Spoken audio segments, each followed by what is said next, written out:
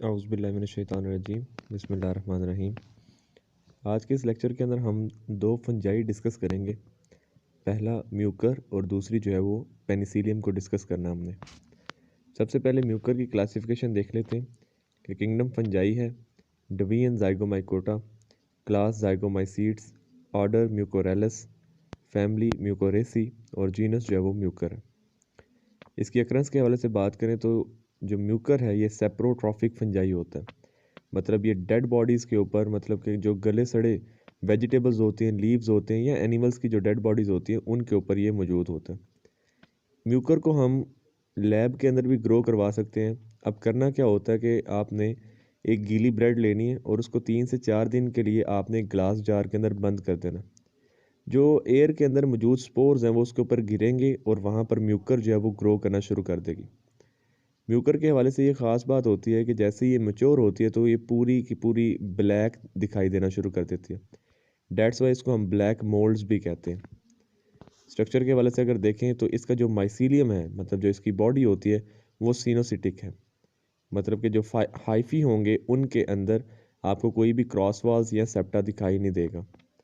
इनके जो हाइफी होते हैं वो ब्रांच्ड होते हैं और इंटरवोवन होते हैं। अब क्योंकि इनके अंदर सेप्टा मौजूद नहीं है, डेट्स वाई ये मल्टी न्यूक्लिएटेड होते हैं और इनका जो साइटोप्लाज्म है वो ग्रैनुलर होता है और उसके अंदर ग्लाइकोजन और ऑयल ड्रॉपलेट्स जो हैं वो फूड स्टोरेज के तौर पर मौजूद होते हैं। अब बाकी तमाम फंजाई की तरह म्यूकर भी जो है वो एब्जॉर्प्टिव हेटरोट्रॉफ है। एब्जॉर्प्टिव हेटरोट्रॉफ से क्या मुराद है कि मतलब कि ये किस तरीके से खुराक हासिल करते हैं वो अभी एक्सप्लेन करने लगा हूँ मैं। ये क्या करेंगे, ये कोई भी डेड ऑर्गेनिक मैटर मौजूद होगा तो उसके ऊपर एंजाइम्स रिलीज़ करते हैं। वो जो एंजाइम्स है वो कम्प्लेक्स कंपाउंड्स को जो है वो सिंपल मालिक्यूल्स के अंदर कन्वर्ट कर देते हैं। जैसे ही वो सिंपल मालिक्यूल्स के अंदर कन्वर्ट होते हैं तो इनके जो हाइफी होते हैं वो सिंपल मालिक्यूल्स को अपनी माइसीलियम के अंदर, अपनी बॉडी के अंदर अब्जॉर्ब कर लेते हैं और इस तरीके से हम इसको कहते हैं कि ये एब्जॉर्प्टिव हेटरोट्रॉफ्स हैं। उसके बाद यहाँ पर स्ट्रक्चर ऑफ म्यूकर जो है वो सबसे पहले डायग्राम आप देखें। इसके जो है वो बॉटम के ऊपर राइजॉइड स्ट्रक्चर्स होते हैं। राइजॉइड स्ट्रक्चर मतलब कि ये अटैचमेंट में हेल्प करेंगे और इनके ऊपर ख़ास किस्म के जो है वो स्ट्रक्चर्स मौजूद होते हैं जिन्हें हम स्पोरेंजियोफोर्स कहते हैं और इन स्पोरेंजियोफोर्स के ऊपर स्पोरेंजियम लगे होते हैं। उन स्पोरेंजियम के अंदर स्पोर्स होते हैं। ये जो स्पोरेंजियोफोर्स हैं और जो स्पोरेंजियम है इनके दरमियान में जो है वो एक राउंडेड स्ट्रक्चर्स होते हैं जिनको कॉलुमेला हम कहते हैं। ये कॉलुमेला एक्चुअल में स्टीराइल स्ट्रक्चर्स होते हैं जो कि स्पोरेंजियम के अंदर आप कह सकते हैं कि मौजूद होते हैं।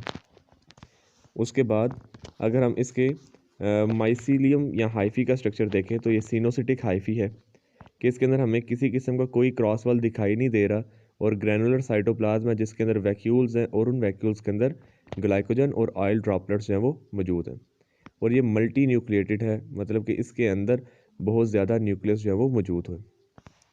उसके बाद अगर हम इसके अंदर रिप्रोडक्शन के हवाले से देखें तो इसमें वेजिटेटिव रिप्रोडक्शन भी होती है, एसेक्सुअल रिप्रोडक्शन भी है और साथ में सेक्सुअल रिप्रोडक्शन भी है। सबसे पहले हम वेजिटेटिव रिप्रोडक्शन को देख लेते हैं कि फ्रेगमेंटेशन के ज़रिए इसमें रिप्रोडक्शन हो सकती है।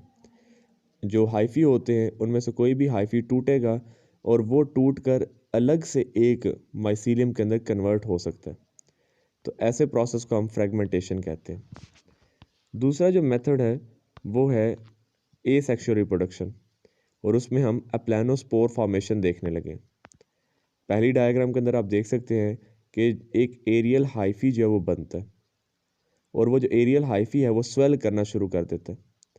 तीसरी डायग्राम के अंदर आप देख सकते हैं कि वो स्वेलिंग के अंदर दरमियान में वैक्यूल्स इकट्ठे होना शुरू हो जाते हैं और उन वैक्यूल्स के इर्द गिर्द प्रोटोप्लाज्म इकट्ठा होता है।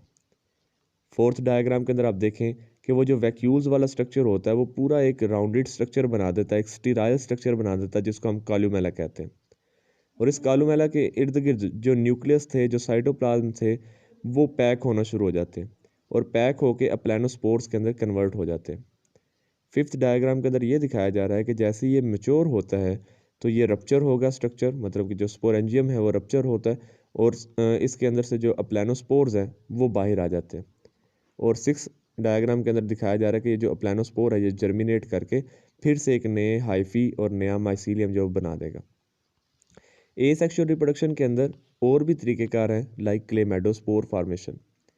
क्लेमाइडोस्पोर फॉर्मेशन के अंदर क्या होता है कि सिंपल एक हाइफी मौजूद है और उस हाइफी के सेंटर के अंदर या मिडल के अंदर जो है थिकनिंग होना शुरू हो जाती है। अब थिकनिंग होती है तो थिकनिंग में सबसे पहले सेप्टा बनते हैं।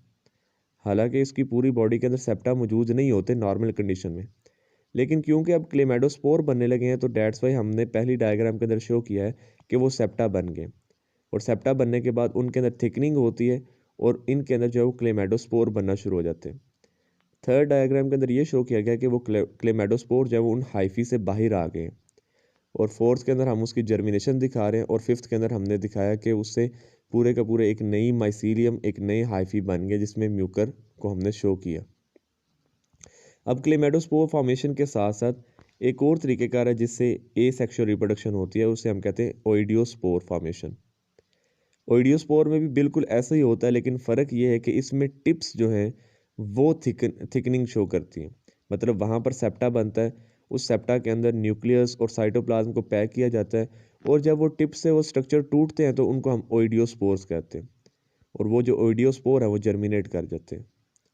लेकिन कभी कभी ऐसे होता है कि ओइडियोस्पोर जर्मिनेट नहीं करता, बल्कि उस ओइडियोस्पोर के ऊपर बडिंग होना शुरू हो जाती है और वो स्ट्रक्चर जो ओडियोस्पोर है और उसके ऊपर बडिंग हो रही है इसे हम टोरूला कंडीशन कहते हैं। अब इसमें इंपॉर्टेंट पॉइंट ये है कि जब वो बड्स बनते हैं तो जितने भी बड बनेंगे ये उतने ओइडियोस्पोर्स बन जाएंगे और बाद में हर ओइडियोस्पोर के पास ये एबिलिटी होती है कि वो जर्मिनेट करके एक नई माइसीलियम के अंदर कन्वर्ट हो सके। तो ये जो तीनों मेथड हमने पढ़े हैं, अप्लानोस्पोर फॉर्मेशन, क्लेमाइडोस्पोर फॉर्मेशन और ओइडियोस्पोर फॉर्मेशन, ये एक्चुअल में ए सेक्शुअल रिप्रोडक्शन के अंदर आते हैं। ये सारी डिटेल है जिसके अंदर सबसे पहले हमने वेजिटेटिव रिप्रोडक्शन के हवाले से बताया, फिर ए सेक्शुअल रिप्रोडक्शन के अंदर हमने अप्लानोस्पोर फॉर्मेशन को डिस्कस किया, उसके बाद क्लेमाइडोस्पोर फॉर्मेशन को भी हमने डायग्राम के ज़रिए पढ़ा है और ओइडियोस्पोर फॉर्मेशन को भी हमने डायग्राम के ज़रिए पढ़ लिया। अब सेक्शुअल रिप्रोडक्शन स्टार्ट करने से पहले मैं बता दूं कि जो म्यूकर है वो डाइएशियस होते हैं और हेट्रोथैलिक होते हैं। मतलब कि इनके अंदर डिफरेंट टाइप्स या डिफरेंट स्ट्रेन्स मौजूद होते हैं, तो हम अपनी आसानी के लिए एक को मेल कह देते हैं और दूसरे को जो है वो फीमेल कह देते हैं और उनको हम पॉजिटिव और नेगेटिव साइंस जो है वो असाइन कर देते हैं। ठीक है। अब और इसके अंदर जब हम सेक्सुअल रिप्रोडक्शन पढ़ते हैं तो इसमें दो डिफरेंट माइसीलियम के जो हाइफी हैं वो आपस में करीब आ जाते हैं और जब आपस में करीब आते हैं तो उन स्ट्रक्चर्स को हम प्रोगेमेटेंजिया बोलते हैं। नेक्स्ट डायग्राम के अंदर हम बता रहे हैं कि प्रोगेमेटेंजिया के अंदर सेप्टा बन जाता है और फिर हम वो जो सेप्टा की टिप होती है उसे हम गेमेटेंजिया कहते हैं और जो उसके पीछे वाला स्ट्रक्चर होता है उसे हम सस्पेंसर सेल कहते हैं। वो जो गेमेटेंजियम बना है उसके अंदर बहुत से न्यूक्लियाई और साइटोप्लाज्म जो है वो पैक होता है, जिसकी वजह से इसे हम सीनोसिटिक गेमेटेंजिया भी कह सकते हैं। फिर नेक्स्ट स्टेप के अंदर हम दिखा रहे हैं कि दोनों जो गेमेटेंजियम है वो आपस में फ्यूज्ड होते हैं और उनकी वाल अंदर से डिज़ोल्व हो जाती है और सारे का सारा साइटोप्लाज्म मिक्स हो जाता है जिसको हम प्लाज्मोगैमी कहते हैं और जो न्यूक्लियस हैं वो भी आपस में फ्यूज़ हो जाते हैं जिसको हम कैरियोगैमी कहते हैं। और जैसे ही ये फ्यूजन होती है तो उसके बाद जो स्ट्रक्चर बनता है उसे हम जाइगोस्पोर कहते हैं। फिर इस जाइगोस्पोर के अंदर मियोसिस का प्रोसेस होगा और इसके नतीजे में इसमें से एक जो है वो स्पोरेंजियम बनता है जिसको हम जाइगोस्पोरेंजियम भी कहते हैं और इस जाइगोस्पोरेंजियम के अंदर स्पोर्स बनेंगे और ये जो स्पोर्स है ये यहाँ से निकल कर जर्मिनेट करेंगे और जर्मिनेट करके जो है वो नए माइसीलियम जो है वो बना देते हैं। तो इस तरीके से इसके अंदर जो है वो सेक्शुअल रिप्रोडक्शन का जो है वो प्रोसेस होता है।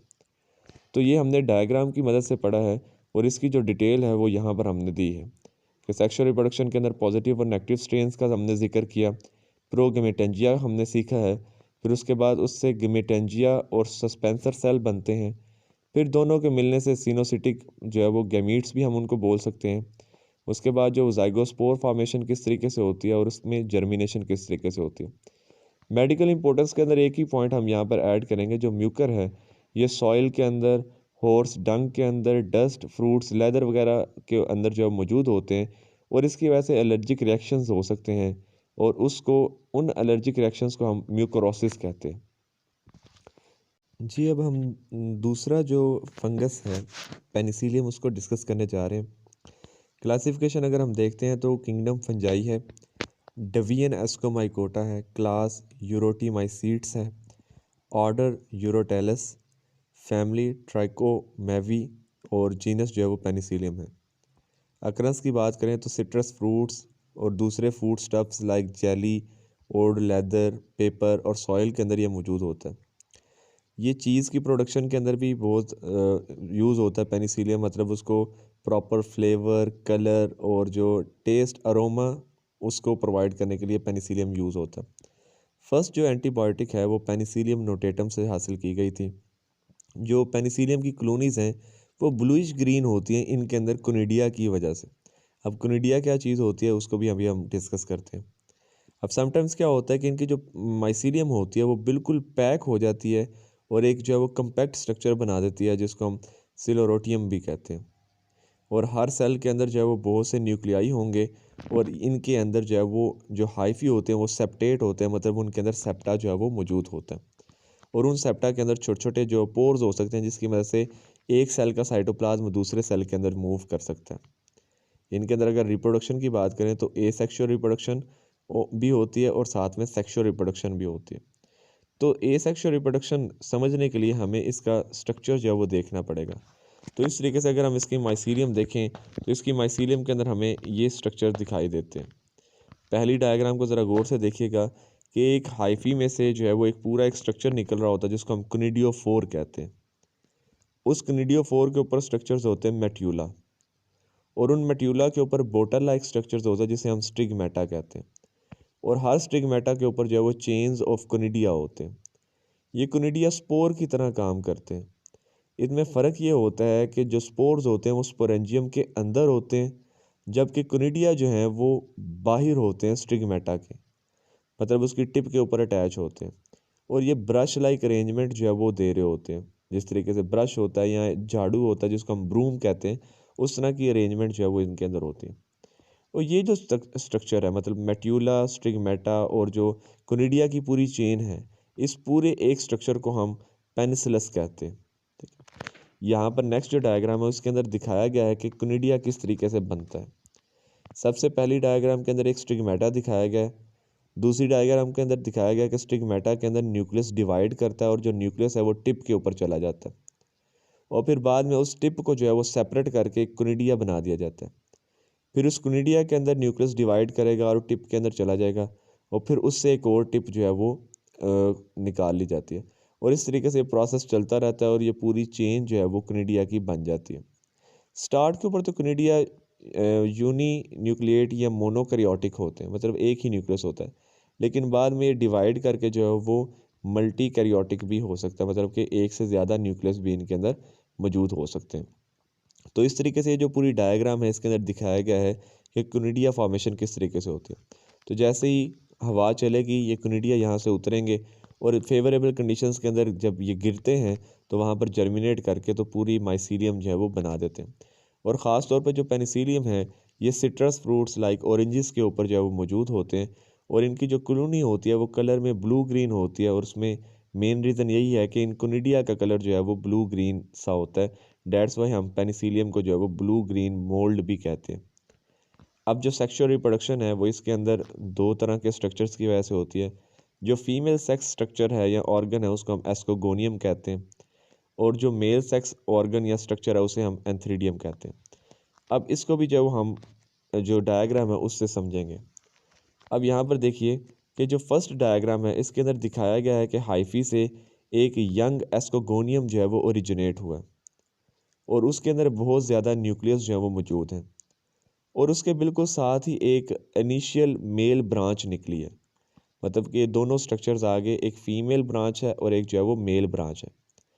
अब नेक्स्ट स्टेप के अंदर दिखाया जाता है कि ये जो मेल ब्रांच होती है ये फ़ीमेल ब्रांच को पूरी की तरह कॉइल कर लेती है, मतलब कि पूरी तरह कवर कर लेगी, उसके इर्द गिर्द जो है वो लिपट जाती है।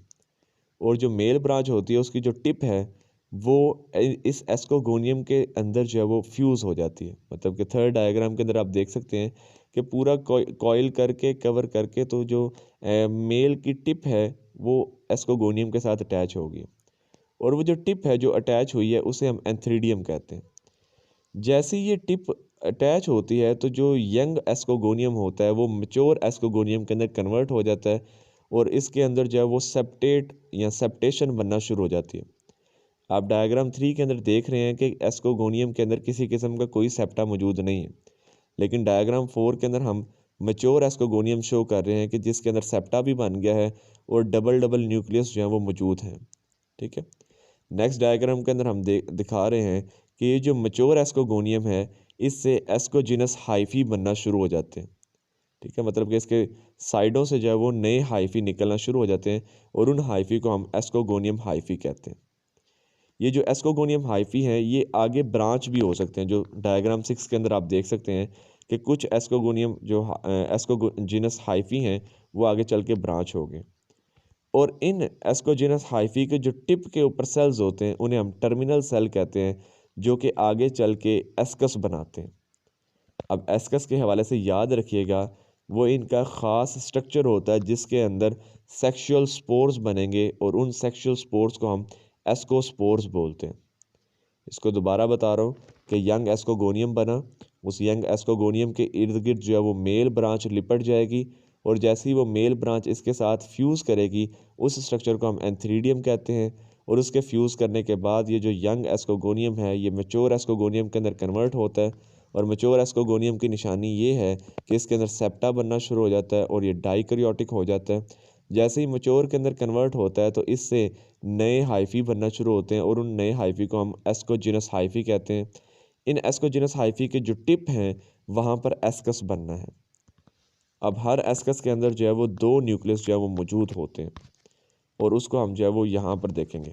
आप देख सकते हैं कि जो एस्कोजिनस हाइफी दिखाया गया है और इसकी जो टिप है वहाँ पर 2 न्यूक्लियस हैं, लेकिन वो 2 न्यूक्लियस जो है वो फ्यूज़ करते हैं और उससे एक डिप्लॉयड न्यूक्लियस बन जाता है। इसके अंदर मियोसिस का प्रोसेस होगा, और मियोसिस के प्रोसेस के बाद जो है वो 4 हैप्लॉइड न्यूक्लियस बनते हैं। फिर माइटोसिस होती है और उसकी वजह से जो है वो 8 जो है वो न्यूक्लियस बनते हैं।